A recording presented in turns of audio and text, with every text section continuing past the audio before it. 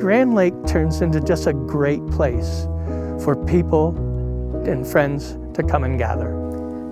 Grand Lake in the summer is like grown-up summer camp. It's so fun. There's so much to do.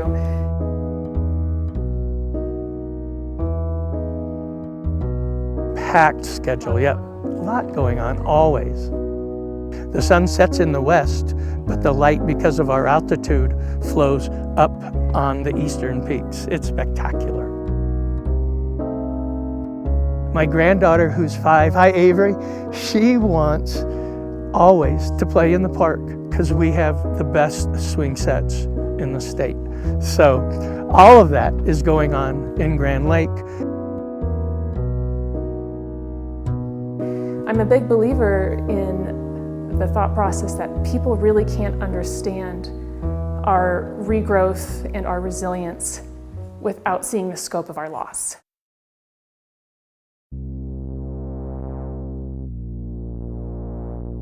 Because I just had a bad feeling, and it was so eerie that night. It got super, super dark, and it was way too early in the year for it to be dark that early. And we went out to the corner of the deck, which was here on the back of the house, and you could hear the fire, like roaring up the valley. About it, you could like hear that it was over there. And it was, 10, 15 miles away still, but you could hear it. The smoke was so heavy, so we were used to smoke on the Front Range. During the fire season, it was super hazy and with soot everywhere. This was active smoke. It was billowing black because it was already burning houses down about a mile away. We didn't know. Took some pictures and videos of the clouds and we're like, wow, it's kind of cool, and then it never dawned on us at 6 o'clock that, an hour and a half later our house was going to be on fire. So we ran up here because we're like, there's no way it's going to get here, not tonight.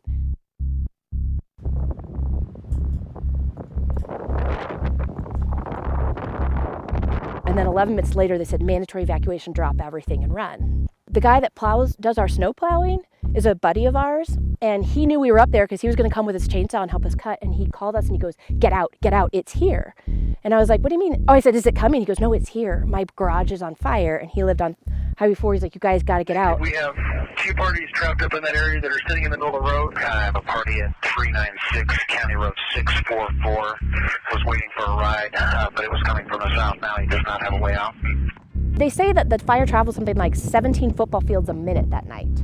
So it went so fast, so fast.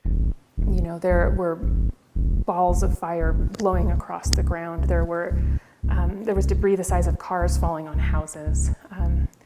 There was 30-foot tall fire tornadoes. It moved and behaved unlike a fire they've never seen before.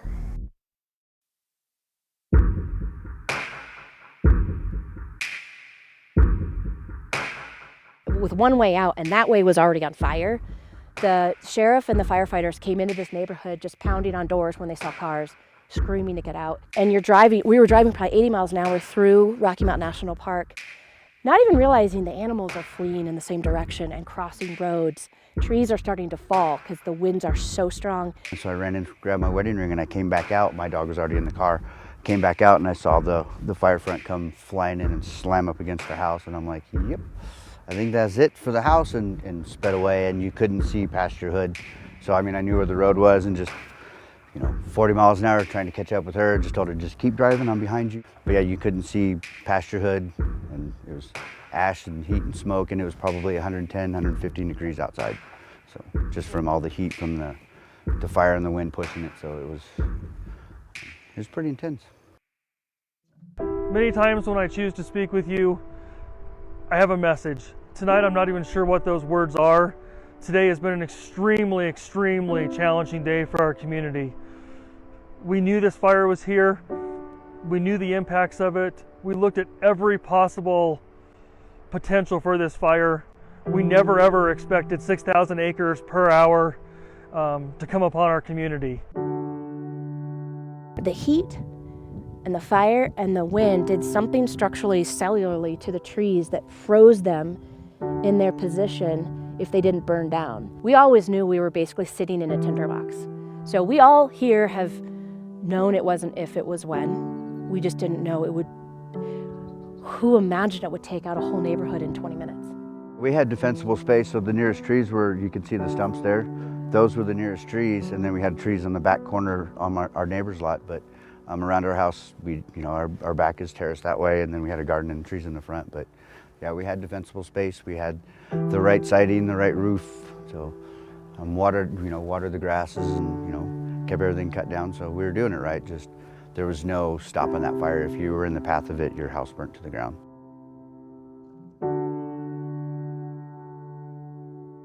It was devastating. Yeah, we'd seen pictures and knew absolutely that the house was no longer here. But then, driving up, part of your mind is well, maybe not. Maybe it didn't actually happen and they were wrong, or your brain just tells you all kinds of things to be this awful thing didn't happen.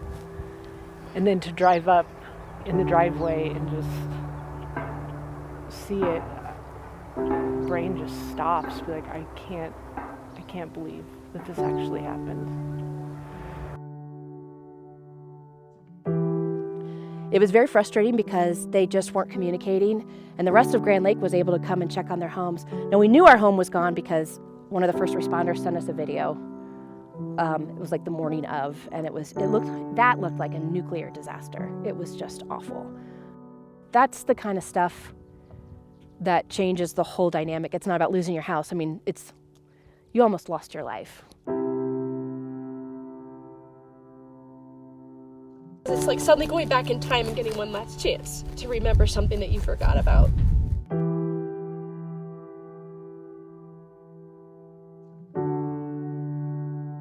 It's bittersweet. It's the beginning of a new beginning, because you had to get rid of the old to start again.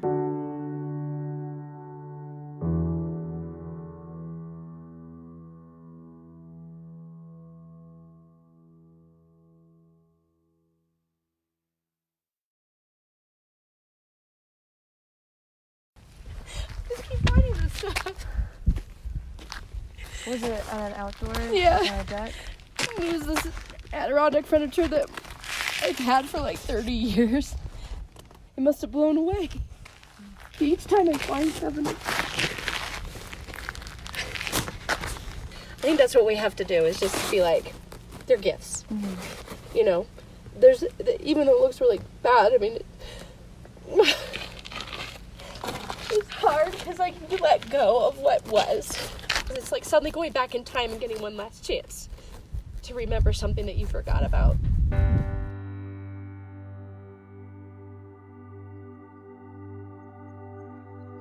It's not the expensive things, it's the things that hold memories, your kids' things or your parents' things, or, heirlooms, things like that.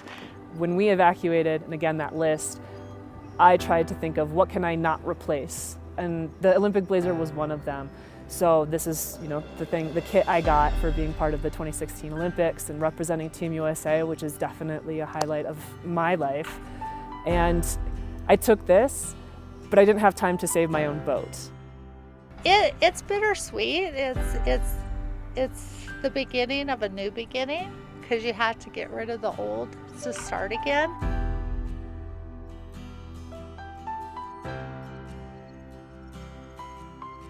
We're actually more rooted here than ever, and we don't have a house. And I'm happy to camp. We're here. We're more here than we ever have been. We did think about leaving. Both of our kids are out of the house now, so we thought, kind of what's tying us to here, and maybe it is time to go somewhere else. And just wondering if we could really ever come back here, because it will never be the same.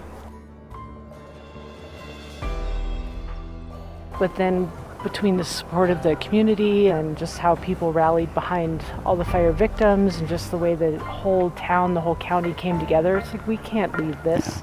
Nope. There's no way that we can. This is where we raised our kids. This is where they grew up. So this is our home.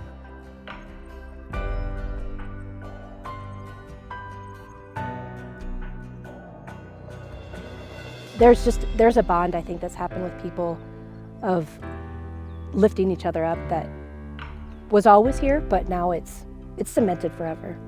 Everybody here knows, at least 2, 3, 4 families who don't have a home and are displaced or trying to rebuild. So I think what's been really great is that everyone is pitching in and trying to bring each other up. This is a town of a lot of long-term people who are kind and giving, and the community has just rallied so much. I mean, there's so much effort to help people rebuild.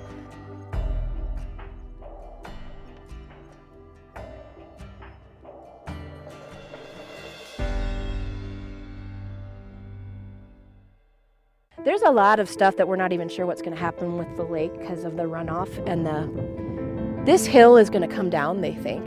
At least a huge mudslide. They expect it to come 650 feet.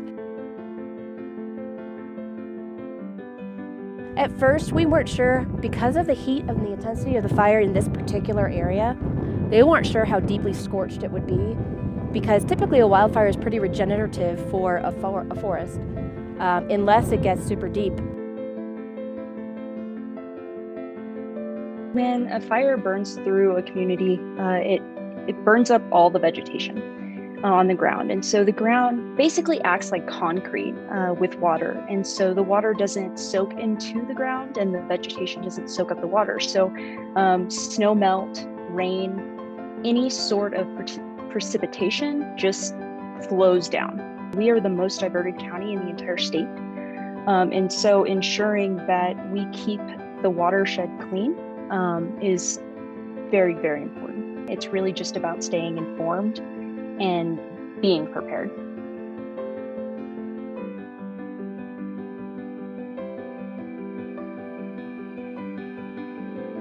You know, there's several parts to this. There's the fear of a wildfire coming.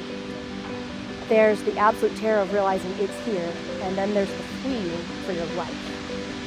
There's the cleanup and devastation, and then there's the insurance process. Different insurance companies are managing their clients in different ways. The process of rebuilding is not the joy that I expected it to be, because every day is a fight with insurance.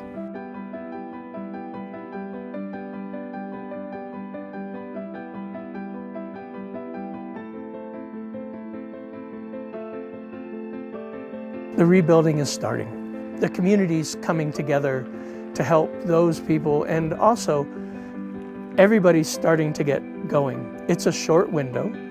We know about the shortages and everything that is going on in construction, so we get to deal with that. But we're going to get them built. We're going to move on. We're going to rebuild something for our family. We're rebuilding the same size. It'll actually be a smaller footprint. We don't want it grand or fancy. We just want it to be magical like it was. We live in Grand Lake. I don't want a smart home. I want a log cabin. I want it just somewhere where we can sit and plop that feels like a cabin, that represents sort of the character of our town. Grand Lake in general will be back bigger, stronger. So it will be beautiful again. Grand County is still very beautiful. I mean, you can't beat that view. I mean, you can't beat that view even though, you know, half the hillside's burnt. You know, the grasses are coming back already. Most of the trees, it'll take a few years for the trees. But it's still a beautiful place.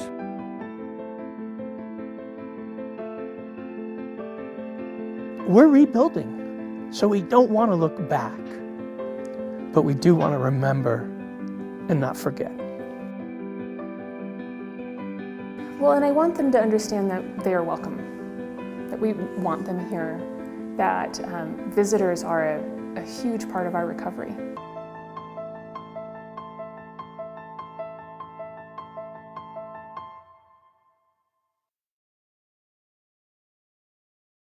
I have to tell you, the town, we are all looking forward to what's going to be a great summer. And with everything that's going on recently, I think it's going to be really exciting that we're going to welcome folks back.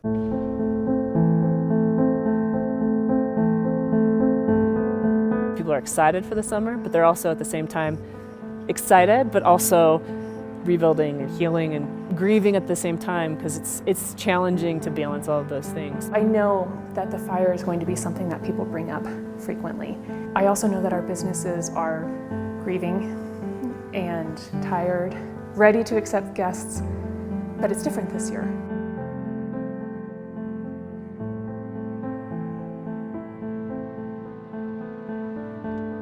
I wanted to bring back the family first. When I say that, I'm talking about our community.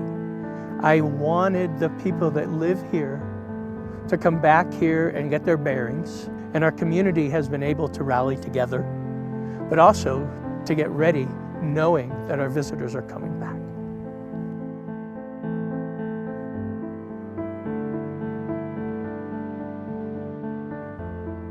I know that the town of Grand Lake is really working on educating people because we still rely on tourists, and a lot of tourists are going, oh, I think the town burned down. I don't want to go to somewhere gross and ugly. This is a part of nature. This is also a chance to see one of the most historic wildfires you've ever seen.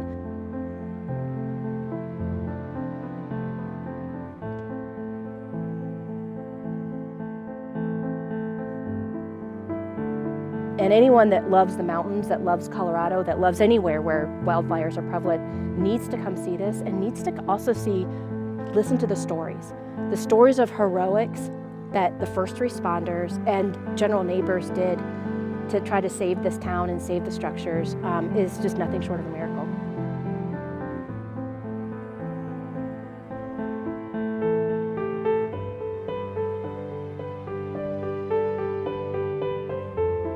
You're paying tribute to something very significant that happened.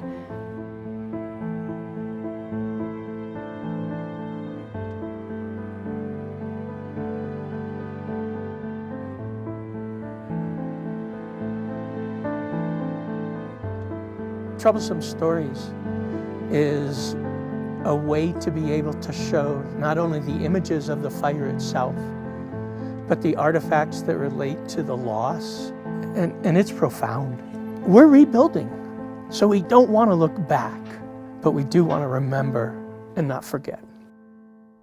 I'm really looking for items that have depth and meaning to them personally.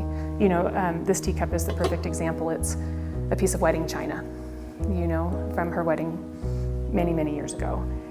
It's not just cool, gnarled things, it's things that meant something to someone.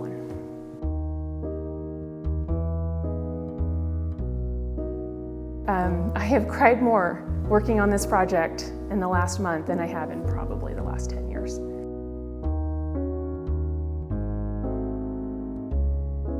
So this is one of the images that Thomas Cooper captured, and you can see the smoke is still heavy and settling. This was when there was still active fire, and even then you can see the moose and the animals' kind of response to this. You know, it's hard to remember that they were impacted too, they lost their home too.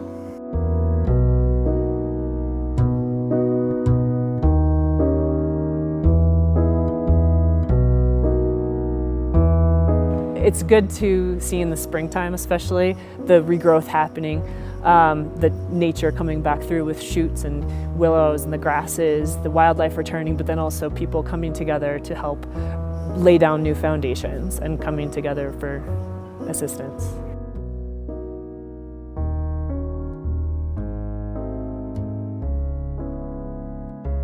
Well, and I want them to understand that they are welcome, that we want them here, that visitors are a huge part of our recovery. I think it's important, one, because it'll definitely help locals focus on what they have always had, which is, you know, a tourist season, and helping people enjoy the mountains and enjoy nature. Keep in mind that somebody you may be talking to casually may have lost their house. Curiosity and learning about fire prevention is really good, and understanding and seeing the impact on the landscape I think is really powerful. But, you know, just be mindful and show some empathy to people who are here, because it did affect a lot of people.